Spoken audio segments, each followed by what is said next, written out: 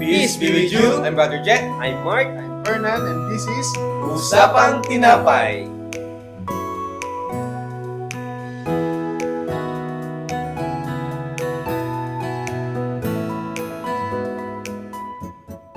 Magandang gabi mga kapatid. Gabi. Good evening mga bro. Basta, hello mo. Yes. Basta. Okay. Welcome po ulit mga kapatid sa another episode po ng Usapang Tinapay. Yes. Amen. Praise Ang God. pinagdiriwang po natin ngayon ay ang Solemnity of the Most Holy Body and Blood of Christ. Ating pong first reading ay babasahin po ng ating kapatid na si Gerald. Okay mga brothers, ang unang pagbasa mula sa aklat ng Genesis. Dinalhan siya ni Melchizedek, hari ng Salem, at pari ng kataas-taasang Diyos ng tinapay at alak, at binasbasan. Pagpalain ka nawa, Abram, ng kataas-taasang Diyos, na lumikha ng langit at lupa. Purihin ng kataas-taasang Diyos na nagbigay sa iyo ng tagumpay. At ibinigay ni Abraham kay Melchizedek ang ikasampung bahagi ng lahat ng kanyang nasamsam buhat sa labanan. Mga kapatid, ang salita ng Diyos. Salamat sa Diyos. So yun Brother J, Oo. base dito sa binasa natin na first reading, ano yung message na nakita mo dito? Well, actually, kung mababasa natin itong unang aklat, actually, sa lumang tipan ng Genesis, ito ay kwento ni Abraham or Abram. Itong kwentong ito yung sinagip ni Abraham o Abram, yung pamangkin niyang sila. So dito, dahil sa yung sa nakuha niyang nasamsam, so dalawang bayan, kaharian yung nakuha niyang mga ari-arian, mga pagkain, kayamanan, kasama na rin dito yung pagsagip niya sa pamangkin niyang silod. So ano yung dalawang bayan, kaharian na sinagip nila Abraham dito? Yung lugar ng Gomorrah, at nabanggit nga din dito, kanina binabasa ko, yung Sodoma. So may nakuha dito si Abraham, at maliban sa pagkuha dito kay Lot, kasi nabihag siya dito Ngayon, so dahil sa nagawa niya yung kanyang responsibilidad na kunin ng kanyang pamangkin na si Lot, doon siya binigyan ng isang offering ni Melchizedek, na si Melchizedek dito ay isa siyang hari, at isa rin din siya dito, nasabi nga sa binasa ko kanina, na kataas-taasang tagapamuno ng Diyos. So sabi nga dito. So ngayon, anong ginawa ni Abraham doon sa binigay ni Melchizedek? So binigyan dito pala si Abraham ni Melchizedek ng tinapay at alak. So ngayon, yung sa binigay ni Melchizedek kay Abraham, nagbigay din ng kapalit dito si Abraham dito kay Melchizedek, no? So ano yung binigay ni Melchizedek? Yung 10% na nakuha niya doon sa nasamsam nila, doon sa may bayan na sinabi ko kanina. So yung 10%, sabihin natin, may ilang pagkain, may ilang siguro mga bagay na nakuha din nila. So, para sa akin, ang dating nito, kumbaga, naging successful yung mission ni Abraham doon sa pagkuha kay Lot, sa kanyang pamangkin. So, dahil naging successful at naging gabay nila ang Diyos Ama dito, so, ibinahagi niya kahit ilang porsyento or 10% na nakuha niya, pabalik doon kay Melchizedek. Kasi di ba alam naman natin si Melchizedek ay isa nga din siyang kataas-taasang pari or tagapamuno. So, para sa atin, kung gusto ko siya i-relate sa buhay din natin, marami tayong natatamasa. Mapapera man yan, pagkain man yan, kung ano material na bagay. So, alam naman natin yung mga bagay na meron na dumarating sa atin na maganda.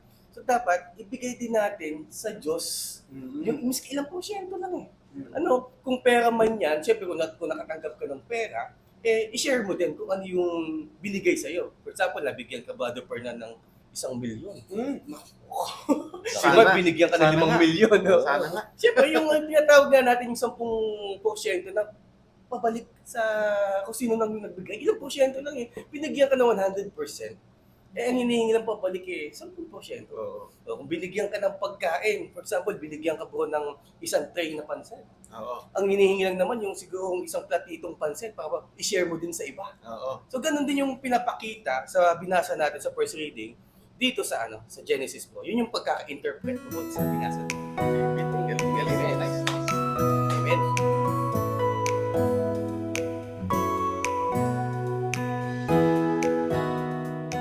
mga brothers, natapos natin yung unang pagbasa. So, Brother Yes. Mark, sa second reading bro. Okay, so ikalawang pagbasa. Pagbasa mula sa unang sulat ni Apostol San Pablo sa mga taga-Korinto. Mga kapatid, ito ang aral na tinanggap ko sa Panginoon at ibinibigay ko naman sa inyo. Ang Panginoong Jesus, noong gabing siya'y ipinagkanulo, ay dumampot ng tinapay, nagpasalamat at pinaghahati-hati ito. At sinabi, ito ang aking katawan na inihahandog para sa inyo. Gawin ninyo ito sa pag-aala-ala sa akin. Ngayon din naman, matapos maghapunan, ay hiniwakan niya ang kalis at sinabi, ang kalis na ito ang bagong tipan na pinagtitibay ng aking dugo. Tuwing iinumin ninyo ito, gawin ninyo sa pag-aala-ala sa akin. Sapagkat tuwing kakain kayo ng tinapay na ito at iinom sa kalis na ito, ay ipinahahayag ninyo ang kamatayan ng Panginoon hanggang sa muling pagparito niya. Ang salita ng Diyos. Salamat sa Diyos. So, yun. Bro Mark, no? Para sa'yo, sa binasa mo sa ikalawang pagbasa. So, ano reflection mo dito, bro? Okay, so yung binasa ko, yan yung huling hapunan. No? Yan yung huling hapunan. Kung saan, syempre may tinapay, ang Panginoong Hesukristo nagpasalamat, Yes. hinati-hati yung mga yung tinapay at yun binigay sa mga alagad. No? So, hindi lang yun. Meron pang may sinabi pa nga, merong alak, no? Nasa kalis at pinainom din sa mga alagad. Okay, so hindi lang yun basta hapunan. Hindi lang siya basta hapunan. Kundi, siya, isa siyang, simbolo din, no? Kasi yung tinapay, yun yung sumisimbolo sa katawan ni Jesus Christ, Yes. ng ating Panginoong Jesus. At yung alak naman, yun yung dugo. No? So, ang ibig sabihin ng hapunan na yun, na pag kinain mo yung tinapay, kinain mo yung katawan ni Kristo. At pag inom mo naman yung alak, yun yung dugo ni Kristo. Okay. Sa kasalukuyan, ginagawa natin yan. So, syempre, pag nagsisimba tayo sa Eucharistia, yung ostya, yan yung sumisimbol. Syempre, yun pa rin yung tinapay at yung katawan ni Jesus. At meron din namang alak.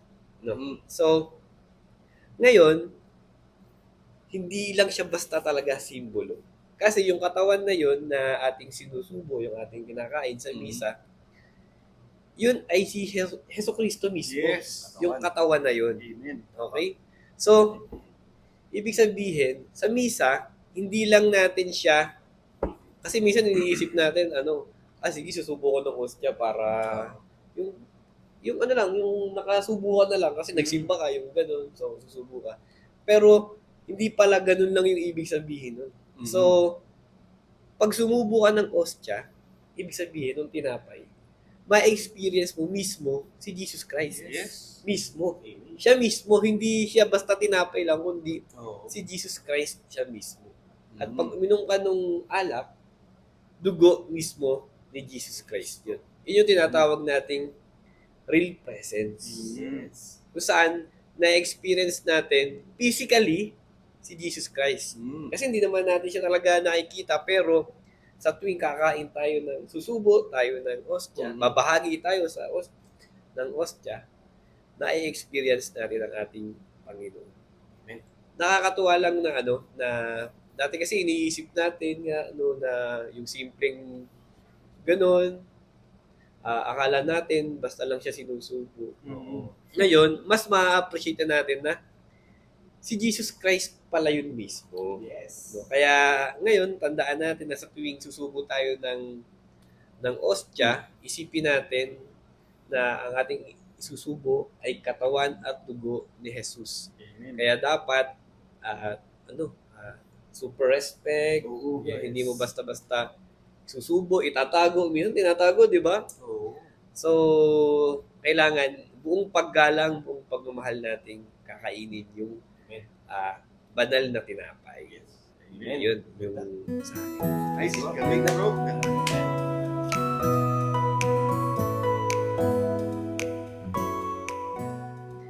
Okay, so, yun, ang ganda nung first reading at saka second Oo. reading no, tungkol sa katawan at dugo ni Jesus Christ. Ngayon bro, basahin naman natin yung mabuting balita. Brother Fernand? Ang mabuting balita ng Panginoon ayon kay San Lucas. Papuri sa iyo, Panginoon. Noong panahong iyon, nagsalita si Jesus sa mga tao tungkol sa paghahari ng Diyos. Pinagaling niya ang mga may karamdaman. Nang dumidilim na nilapitan siya ng 12 at sinabi sa kanya, "Paalisin na po ninyo ang mga tao nang makaparoon sila sa mga nayon sa kabukiran sa paligid upang humanap ng makakain at matutuluyan. Nasa isang ilang na lugar po tayo. Ngunit sinabi niya, kayo ang magbibigay sa kanila ng makakain." Sumagot sila, "Wala po tayo kundi 5 tinapay at 2 isda. Kaya kailangang bumili kami ng pagkain para sa mga tao ito."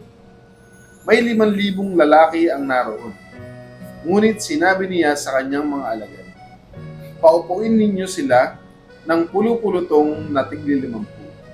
Gayon nga ang ginawa nila. Pinaupo ang lahat.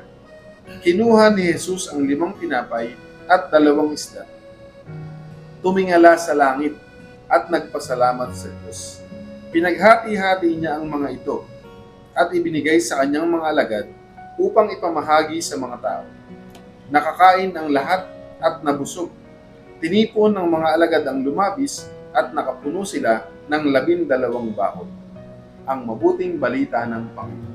Pinupuri ka namin, Panginoong Hesukristo. Okay, so salamat Brother Fernand sa pagbasa ng ating mabuting balita. Ngayon, Brother Fernand, ano naman yung takings mo doon sa ating mga bidas? Ano yung reflection mo doon? Ang ganda ng gospel natin. Ano? Kasi isa to sa mga kagilagilalas na himala na ginawa ni Jesus. Amen. Isipin nyo, 5,000 lalaki. Lalaki pa lang yun, ha? Ang meron lang, 5 tinapay, 2 isda. Pinakain nila doon sa mga tao, pinaghati-hati. May sumobra pa 12 bakol. So yung parang bakol, parang isa siyang malaking basket eh. No? Kain. Oo, kaing. No? Ang 12 kaing pa yung sumobra. Well, dahil napaka-significant nito para doon sa ipinagdiriwang na nating celebration ngayong darating na Sunday. Kasi ito yung solemnity nga ng body and blood of Christ. Although hindi nabanggit dito yung kanyang dugo. Pero ang essence kasi nitong gospel, ito naman yung tungkol sa pagbabahagi. No?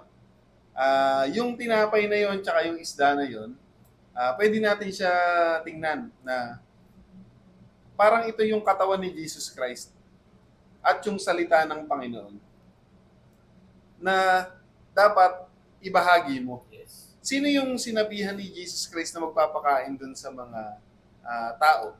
Yung mga alagad niya, di ba? Yung 12 alagad niya na naroon. Na ang una, ang sabi ng mga alagad, paalisin na nga yung mga tao para meron pa silang time na makauwi, makakain. Kasi nasa disyerto sila eh. Parang ang tagal na nangangaral ni Jesus. Siyempre, mga tao, gutom na yan. Oo. Nakita dito na talagang hindi abot ng isip ng tao yung plano ng Panginoon. Kasi tayo nakatingin lang dun sa mga bagay na tangible. Kagaya nun, alam nila, meron silang 5 tinapay, may 2 isda. So syempre, ang iniisip ng mga alagad, yun yung kakainin nila. Nilang 13, si Jesus Christ ay 12 alagad. Sila na maghahati-hati ron. Pero, ang galing ng Panginoon, no? Pinakita niya na kahit anong bagay na ipinagpasalamat mo sa Panginoon, sa Diyos, at binasbasa ng Panginoon, magiging higit pa siya sa sapat. Amen. Mag-uumapaw, magiging mabunga, Yes. at magiging available sa lahat. Kasi, di ba, binless ni Jesus yung tinapay tsaka yung isda. Kaya lang siya dumami. Ngayon, yung mga alagad, sumunod sila sa iniuutos ni Jesus Christ. Ibig sabihin, pinagpala sila ni Lord, naging mabunga sila. Nung pinaghiwa-hiwalay nila yung mga tao, ginrupo nila, kung ano yung eksaktong sinabi ni Lord, sinunod nila. So nagulat sila sa huli, yung sumobra doon sa ginawa nila, as in talagang sobra. Mhm. Na yung iniisip nila siguro nung time na yun, na sila na lang yung kakain ng tinapay na yun dahil kakaunti, yung ibinigay sa kanila ni Lord na leftover. Baka sa buong 3 buwan, kasya-kasya pa sa kanila yun. 12 kain ba naman ng tinapay tsaka isda? Well, ang nakita ko talagang message dito na wag kang matakot na ibahagi ang Panginoon. Kahit na sa tingin mo ay magkukulang ka na. Mhm. Sa tingin mo mawawalan ka na. Kasi nga ang Panginoon pag binasbasan niya, pag pinagpala ka niya, sobrang daming blessing na hindi mo kayang isipin na posible pala. Amen. Yun yung nakita kong message ng gospel. Nice. Okay. Nice. Nice.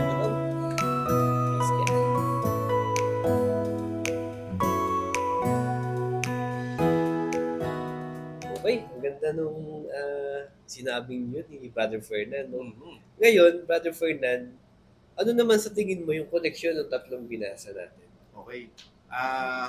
Siyempre, yung pinagdiriwangan natin, no? Body and blood of Jesus Christ. Siyempre, ang connection nitong mga binasa natin is about dun sa katawan at dugo ni Jesus Christ. So ano ba yung message na gustong iparating ng katawan at dugo ng ating Panginoon? So kanina, no, nabasa ni Bro Mark doon sa second reading, na yung katawan ni Jesus, yun yung magiging pagkain natin. Mhm. No? Yun yung magbibigay sa atin ng sustenance. Siya yung magpapalakas sa atin, siya yung magbibigay sa atin ng buhay, Mhm. yung mga kailangan natin. Yung kanyang dugo naman, yun naman yung magsisimbol ng bagong tipan. No? Kasi, mag-aalay si Lord ng dugo eh. Mhm. So, may bagong kasunduan na ang Diyos at ang tao. Yes. Kasi ililigtas tayo ng dugo ni Jesus Christ. So, yung katawan naman ni Jesus Christ, yun naman yung magsusustain sa atin. Yun yung magbibigay sa atin ng buhay. Yun yung magliligtas sa atin. Mhm. So, kagaya naman nung nabasa ni Brother Jet dun sa first reading, yung alak at tinapay na ibinigay ni Melchizedek kay Abraham, ipinagpasalamat din niya yun sa Panginoon. Binasbasan din yun. Mhm. So, laging magkatandem yung alak at tinapay doon sa sa first reading at sa second reading. Yes. So, sa first reading, ipinapakita na doon yung mangyayari sa hinaharap Mhm. na yung alak at tinapay. So, may reference na sa kung ano yung gagawin ni Jesus Christ pagdating ng time na siya naman yung nandito. Yes. Tapos dun sa last supper na yun, yung breaking ng bread Mhm. nung ginawa ni Jesus Christ, no? Pinakita naman doon na ibabahagi mo ang katawan ni Jesus, iinumin mo ang kanyang dugo. Mhm. So yung pag-inom natin ng dugo at pagkain natin ng tinapay, hindi lang tayo tatanggap ng blessing. Kaakibat nun, nakikiisa tayo Amen. sa paghihirap ng ating Panginoon. Yes. Tama. Hindi pwede na ang aasahan mo lang, puro blessing. Mhm. Blessing siya, kasi katawan at dugo siya ni Jesus eh. Holy siya, kasi binasbasan siya ng Panginoon. Mhm. Kagaya ng sabi ni Bro Mark kanina, no, sa misa, yung katawan at dugo na yon, si Jesus Christ mismo yon. Mhm. So pag tinatanggap mo siya, kung maaari lang nga, talagang magsubasog ka na sa sobrang paggalang mo. Na nakakalungkot nga lang siyempre, yung iba nga, ang akala nila, symbol lang yun. Yes. Akala nila, arte lang ng simbahan yun. Yung iba, ginagawang agimat pa yung di ba yung mga nagtatago ng Oo. hostya. Binugol siya. Nakakalungkot kasi ibang-iba yung pagkakakilala nila doon sa tinatanggap natin sa misa. Yes. Na isang bagay na napakabanal. Isipin mo, si Jesus Christ talaga yun, nangako siya eh, na siya yun eh. Mhm. Tapos nga doon sa gospel, di ba obligasyon natin, ibahagi ang tinapay. Ano ba yung tinapay? yung salita ng Diyos. Amen. Yung dugo niya, ano ba yun? Yun yung kaligtasan. So ang ibabahagi mo, salita ng Diyos para malaman ng tao na ang kaligtasan sa kanya makukuha. At syempre, expect natin, dahil tinanggap natin si Jesus Christ, ininom natin yung dugo niya, kinain natin yung katawan niya, nakikiisa tayo sa Kanya. So, hindi lang sa magagandang bagay ang nakikipag-isa tayo sa Panginoon, kundi nakikiisa tayo sa hirap na pinagdaanan niya. So, tayo ngayon na nandito sa lupa, expect natin ngayon, madadaan tayo sa hirap kasi nakikiisa tayo sa Panginoon. Amen. Gano'n na lang ba naman yung konting mahirapan ka sa laki ng paghihirap na dinanas ng Panginoon para sa atin? Kailangan matuto tayong magbalik. Anong ginawa ni Abram? Nagbalik siya doon sa nagbigay sa kanya ng tinapay at alak.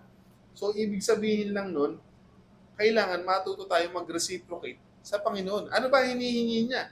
Sa Old Testament, di ba? 10%. Oo. Sa New Testament, sa Bagong Covenant, ano sabi ni Jesus? Magbigay ka yung may ligaya ka sa puso. So, hindi na 10% yung hinihingi sa'yo, no? Oo. It's either mas malaki or mas maliit. Kasi ang category, ang prescription ay Bukal sa loob. may ligaya sa puso. Joyful heart. Joyful heart. Kailangan, pag dumadanas ka ng hirap para sa Panginoon, may ligaya ka sa puso. Kasi, nahihirapan ka para kay Lord. Kasi alam mo nga sa huli, yung blessing na matitira para sa iyo, sobrang dami. Di ba? 12 bakol. No?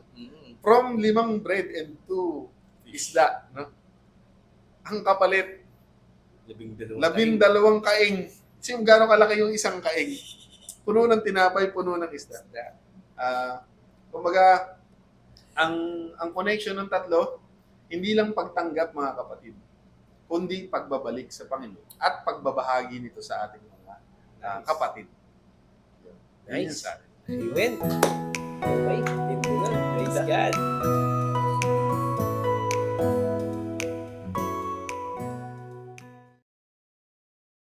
So yun mga kapatid, Yes, napakaganda ng mga message Oo, na ganda ng nakuha binasa natin. natin. Nakaka-inspire, nakaka-uplift ng spirit. Oo. Pero syempre, mga kapatid, alam naman nating lahat na baliwala yung natutunan natin kung hindi natin i-apply sa mga buhay natin. Oo. Brother J, ikaw, Yes po. ano ngayon yung magiging application mo nito sa buhay? Oo, bro, sa mga binasa natin, yung tatlong basahin na yun, kitang-kita ko bro yung kahalagahan ng pagtanggap ng katawan at dugo ni Kristo. Kasi itong linggong ito bro, tayo nagse-celebrate ng banal at dugo ng katawan ni Kristo. Or yung tinatawag na Corpus Christi. Yes. So, ano yung mga kapatid, mga brothers, kasi para sa akin, ang hindi tumanggap ng katawan ni Kristo sa tuwing magsisimba tayo or hindi ka nakapagsimba is mortal sin. Mortal sin. Kasi sobrang importante yung pagtanggap every time na nagbimisa tayo mga kapatid. So, sana pag nagsisimba tayo every Sunday, tumanggap tayo. Hindi lang Yes. yung makikinig tayo kasi yun talaga yung celebration or pagdiriwang natin, ba't tayo pumupunta sa simbahan pag nagsisimba tayo? So sa akin, ma-apply ko to bro kasi sobrang ginagalang ko ang katawan ni Kristo. Miski bro yung bago pa tayo subuan ng body of Christ, yung tinataas pa lang ng pari, ang katawan at dugo ng Panginoon din natin, kinikilabutan ako. Pero yung kilabot ko, alam mo yung parang na-excite na ako, tanggapin kunin yun. Yes. So talagang every time na nagsisimba ako every Sunday, pag tinataas na talaga bro yung katawan at dugo ni Kristo, lumulood talaga ako bro. Kasi isa sa mga learnings ko mga kapatid, kasi ilang segundo, ilang minuto lang naman yan eh. Kailangan mo bigyan ng yung tinatawag na veneration or Yes. paggalang ang katawan ni Kristo. So talagang buong puso, buong kalooban, buong espiritu mo talaga tatanggapin ang katawan at dugo ni Kristo, no? At isa pa sa mga mga kapatid, isa sa mga application na magagamit ko nito kasi pag natatanggap o tinatanggap ko yung katawan at dugo ng Panginoon, ito yung naglilinis sa atin ng kasalanan eh. Mhm. Oo, tulad na sabi mo, Brother Fernan, nililigtas tayo. Kumbaga, yung katawan niya, yun yung salita, tapos yung dugo niya, yun yung salvation or kaligtasan natin. Kasi sa isang linggo kasi na ginagawa natin, makaka-experience ka mga kapatid ng ano eh, ng mga temptations, challenges, kasalanan. So, syempre, kailangan mo yung linisin eh. Kaya kailangan pumunta ka sa simbahan. Pag Sunday, magsimba, tumanggap ng katawan at dugo ng Panginoon natin. Amen. So, every time na tumatanggap tayo, kung ikay gumagamit ng palad, mga kapatid, may mga particles yan. Kung tatanggapin mo siya ng palad mo, dilaan mo yung palad mo. Mhm. Kasi baka may mga manaiwang pa yan eh. Oo. Oo, kahit dilaan yung palad mo, oo, tama po. So kasi ano yun eh, body of Christ yun eh. Sobrang holy eh. Kasi tinaas ng pari yan, binasbasan, katulad ng ginawa ni Kristo sa ano, di ba? Sinabi niya sa gospel at saka sa second reading, ano, tinaas niya yung katawan, yung tinapay at pinamahagi niya as katawan ni Kristo. Yun sa akin bro. Nice. Okay. Amen. Galing. Amen. Amen. So, Okay. para sa'yo, Brother Mark, ano din yung mabibigay mong application dito? Okay, so ayun, napaka-importante kasi nung pinag-usapan natin, hindi siya pwedeng ano lang eh. Yun nga, nadinig, tapos kailangan talaga may changes may changes na mangyayari sa buhay natin. Gaya nung pagsisimba natin. Oo. Siyempre, diyan tayo tatanggap na nung banal na katawan Katawan. at dugo ni Cristo. No? So, ngayon, pag magsisimba tayo, kailangan maging prepared tayo. Mm-hmm. Ibig sabihin, kung sisimba ka, dapat hindi ka malilate, no? Yan. Makapagsimula ka. O kaya, makarating ka sa simbahan ng bago magsimula yung misa. Mm-hmm. Siyempre, kailangan mo makinig mabuti sa Mhm. pari, sa mga reader, at doon sa gospel. No? Yes. Yung mismong, yung sermon ng pari. Mm-hmm. Para mas maintindihan natin kung ano ba yung sinasabi ng mga binasa. Tama. Ngayon, pagdating naman doon sa yun nga, sabi nga ni Brother J, kailangan yung buong paggalang, buong respeto. No? Yes. At yung pagdatanggap mo na yung katawan ni Kristo, yung hostya nga, kailangan ikaw mismo, sabi nga ng isang pare, maging Kristo ka din. Mhm. Kumbaga, maging isa ka pang Kristo na, gaya nga ni Jesus Christ, na kailangan yung buhay mo maging refleksyon ng pagmamahal sa iyo ng ating Panginoon. Oo, galing. Kasi kailangan na pag tinanggap mo yung katawan niya, syempre kailangan yung puso mo magbago. Sabi nga, kailangan maging malinis ka ulit. Just like Jesus Christ. Amen. Yes. Para makita ng ibang tao na ito ang nagiging epekto ng Panginoong Diyos sa ating buhay. Galing. No? So, importante na lagi tayong ganun. Pagsisimba kasi minsan hindi, okay, hahabol na lang ako. Mhm. Hahabol na lang ako kasi ang importante naman dyan yung pag nagsubo ko ng host dyan. Yun. Minsan ganun. Or Mm-hmm. doon na lang ako sa homily ng pare. Kasi Oo. ganun ng karaniwang thinking ng mga nagsisimba tayo. No? Kasi ako, na-experience ko rin na ganun. Oo. Minsan inaantok pa ako sa misa, no? Minsan minsan mas gusto mo pang umidlip doon sa misa, pero Mhm. dapat hindi ganun yung maging posture natin, no? Kasi yun din yung way ng pasasalamat natin sa ating Panginoon. Amen. Kung saan pinapakita natin yung pagmamahal sa Kanya. Sa pamamagitan ng pag-attend simbahan at yung pagtanggap ng katawan niya. Yes. Amen. Napaka-importante rin mga kapatid na kasi tinanggap natin si Jesus Christ. Dapat marunong din tayo mag-share. Yes. Yan, no? Sa pag-share, lagi nating iisipin na okay lang magbigay kasi pag nagbigay ka, may kapalit naman yan eh. Tama. Sigurado. Hindi, lahat ng effort natin hindi masasayang. Yes. Lahat ng binibigay natin, i-share natin, lalo na pag ibinalik natin sa Panginoon, Oo. yung binigay niya sa atin, 10% nga lang eh. Oo. Or ano ba yung ikinaliligaya ng puso mong ibalik sa Kanya? Tama. Amen. Siksik, liglig, at umaapaw na Umaapaw. blessing Amen. ang ibabalik niya sa iyo para ipamigay ulit yan. Ipamigay ulit. Bahagi. Ibahagi Oo. ulit. Kasi nga, marami pang parating. Kasi, hindi rin natin masusukat kung gaano ba kayaman yung ating Panginoon. Amen. So, huwag tayong maging madamot, Yes. Ano pa, lalo pa tayong magbigay. Huwag tayong matakot maubusan kasi hindi tayo mauubusan Tama. kasi ang Panginoon natin ay never na mauubusan. Amen. Tama eh. Yun yung sa akin. Amen. Galing. Okay, so Brother Fernan, saan mo naman ma-apply itong ating mga binasa? Yun ang galing, ang ganda ng mga sinabi niya. Brother J, veneration. Veneration. So, Mark, mamahali. So, tama. Talagang ganun talaga dapat mo siya gawin. Sobrang paggalang at i-share mo sa kapwa. Mhm. Kasi yun naman talaga yung point ni Jesus Christ. Kaya niya pinaghati-hati yung tinapay. Mhm. Kaya niya binless yun para maging banal yun. Mhm. So, igagalang mo at ibabahagi mo. So, ano pa yung pwede mong gawin? Siyempre, nakinabang ka. No? Tinanggap mo yung Panginoon eh. Mhm. Iginalang mo siya. Naging kalugod-lugod ka sa ating Panginoon. Nakatanggap ka, nakinabang ka. Pero, hindi po pwede na kapag tinanggap mo siya, nakiisa ka sa Kanya, kasi kinain mo siya, no? Naging isa kayo ng Panginoon, di ba? Kailangan, pati sa hirap, kaisa ka. Kasama ko. Hindi pwede nga, kagaya sabi ko kanina, hindi pwedeng puro sarap yung inihintay mo kay Lord. Mhm. Kailangan, pati yung hirap, aakapin mo. Kasi gusto mo siyang maging kaisa eh. So pagkagaling mo sa simbahan, tumanggap ka ng osya. By the way, kaya nga pala tinawag na mortal sin, kagaya ng sabi ni Brother Jen. Kasi ang mortal sin, yung kasalanang nakakamatay, di ba? Kasi pag hindi po tayo tumanggap ng Holy Eucharist, yung kaluluwa po natin namamatay. Mhm. Hindi kasi hindi siya nakaka-receive ng katawan at dugo ni Yes. Yesu Cristo. So, kung natanggap mo siya, i-share mo na sa kapwa mo, no? Madali para sa iyo, no? Madali para sa iyo na ibahagi ang Panginoon. Pero paano pagka mahirap na? Yung nauubos na yung budget mo, Mhm.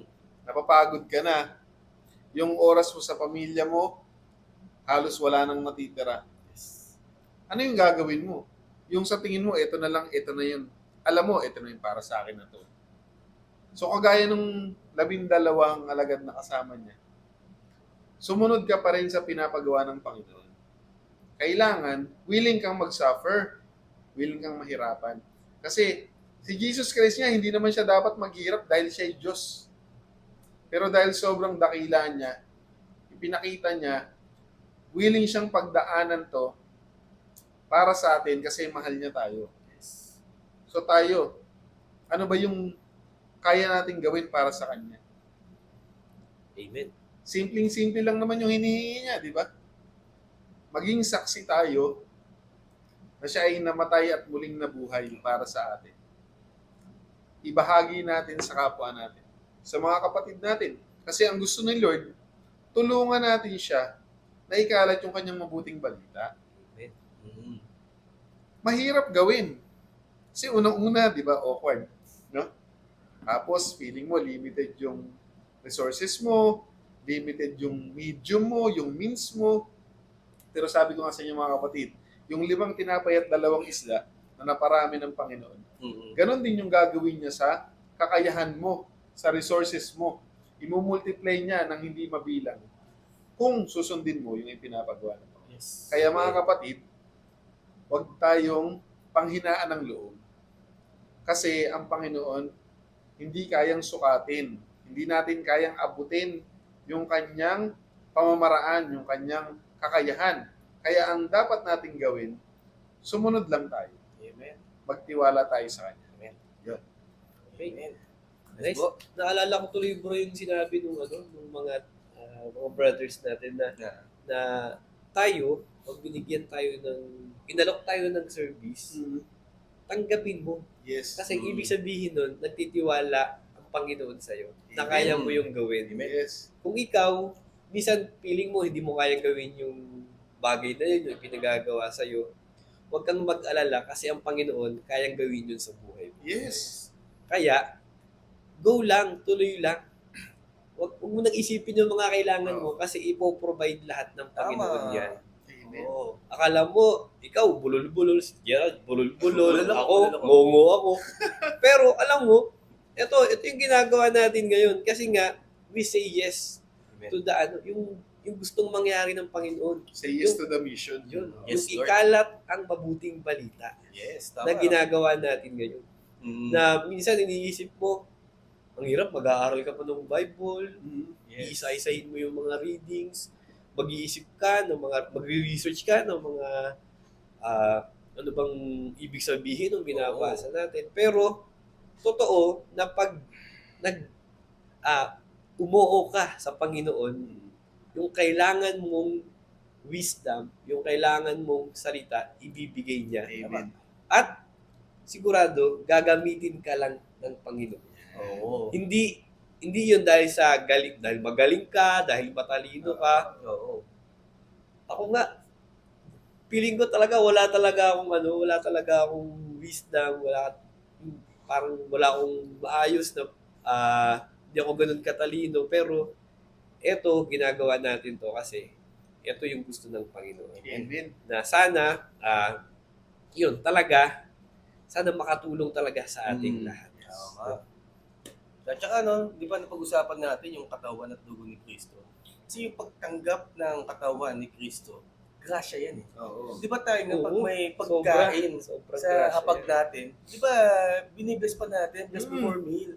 Eh yung katawan ni Kristo, si Kristo na ang nag-bless. Yan. Yes. Di ba kaya tatanggapin lang natin? Kaya- Ba't tayo hindi tatanggap every Sunday? Privilege. Kumbaga, privilege. Once a week lang siya. Kumbaga, kung gusto nyo araw-araw, mas maganda. Pwede. Pero sinasabi talaga is every Sunday, pag nag-attend tayo ng misa, tanggapin mo. Amen. Oo, kumbaga ito is ang pagkakaintindi ko or sa aking pananaw, ang pagsisimba at pagtanggap ng katawan at dugo ni Kristo, ito is devotion, hindi obligasyon. Ay, baliktad, obligasyon to. Okay. Oo, obligasyon natin, tanggapin yung katawan ni Kristo. Amen. Oo, gasya to eh. Oo, ito yung magsasalba sa atin sa mga kasalanan. Amen. Tsaka parang bro, di ba? Napaka counterintuitive nung hindi pagtanggap ng isang bagay na magliligtas sa'yo. Oo. Kaya parang simpleng-simple lang, no? Tatanggapin mo na lang. Alam mo na yung Libre. katawan at dugo ni Jesus Christ, unang-una nga, Oo. libre. Pangalawa, ililigtas ka niyan eh. Oo. Lilinisin ka niyan eh. Parang hindi mo makita yung logic, bakit hindi mo tatanggapin? Amen. Kasi po mga kapatid, napakagaling po nung kalaban. No? Magaling. Kasi kung meron siyang magandang virtue, yung kalaban, ang haba ng patience ng kalaban natin. Oo. Sa tinagal-tagal ng panahon, nagawa niya ng paraan na i-downplay yung kahalagahan ng misa at ng banal na Eucharistia. Oo. Na pagdating nitong mga time na to, ito itong nabubuhay tayo. Sobrang daming tao na, sobrang baba or sobrang mali ang tingin sa pagtanggap ng osya. Akala nila- Appreciate, no? Symbol lang yun. Oo. No? Hindi, nagawan ng paraan ng kalaban na burahin sa isip ng mga tao yung kahalagahan ng pagsisimba at pagtanggap ng osya. Kasi ang daming dumaan sa buhay ng tao na puro galing sa kanya na akala natin maganda. Kaya nga lagi namin binabanggit sa inyo mga kapatid, lagi nating pinapaalala sa atin, sa isa't isa, na kahit anong bagay nga, kapag inilalayo ka niyan sa Panginoon, sigurado sa kalaban yan. Kaya maging maingat po tayo mga kapatid, paalala lang po rin. Kami, lagi rin namin nire-remind mga sarili namin. Kami kahit pa paano, medyo may nourishment kami kasi member kami ng community. Paano pa yung ibang mga kapatid natin na hindi man lang nakakatanggap ng salita ng Diyos, walang nagtuturo sa kanila, no? Malaki po yung obligasyon natin sa mga kapatid natin na ganyan. Kaya mga kapatid, kami po ay nakikiusap sa inyo. Sana pakinggan po natin yung bilin ng Panginoon sa atin na i-share natin siya sa ating mga kapatid. Kasi tayo, tumatanggap tayo eh. Kailangan willing to share tayo. Huwag nating sarilinin si Lord. Amen. Our Lord is for sharing. Yun. Okay, so, nice. Praise God. Amen. Amen, Praise amen. God. So yun mga kapatid, maraming salamat muli. Yes. Mga bro, praise God. thank you. Amen. Thank you. Yes. Maraming salamat uli mga kapatid sa pagsama niyo sa amin sa ating episode ng Usapang Tinapay. Muli, kung nagustuhan niyo po yung kwentuhan namin, kung may napulot po kayong aral, please like, share, and subscribe po. Nang sa ganun, matulungan niyo kami na maikalat natin yung mabuting balita ng Panginoon. Oh, diyan sa may baba, mayroon dyan comment section. Kung ano rin yung mensahe sa inyo ng Panginoon or natutunan nyo, pwede nating ibahagi sa iba. Comment lang kayo dyan sa baba. Okay, so, ako, dami ko talaga natutunan, no? Mm. Blood and body. Yes. Talagang gaano ka-importante yung katawan at dugo ng ating Panginoon. For sure, next week, yung bago na naman tayong matutunan at mas ma-appreciate natin kung ano ba yung misang sa susunod na linggo. Yes. Amen. Okay, so mga kapatid, lagi po natin tatandaan. Ng tao ay hindi lamang tinapay ng buhay. Kundi sa bawat salita ng Diyos. Salamat!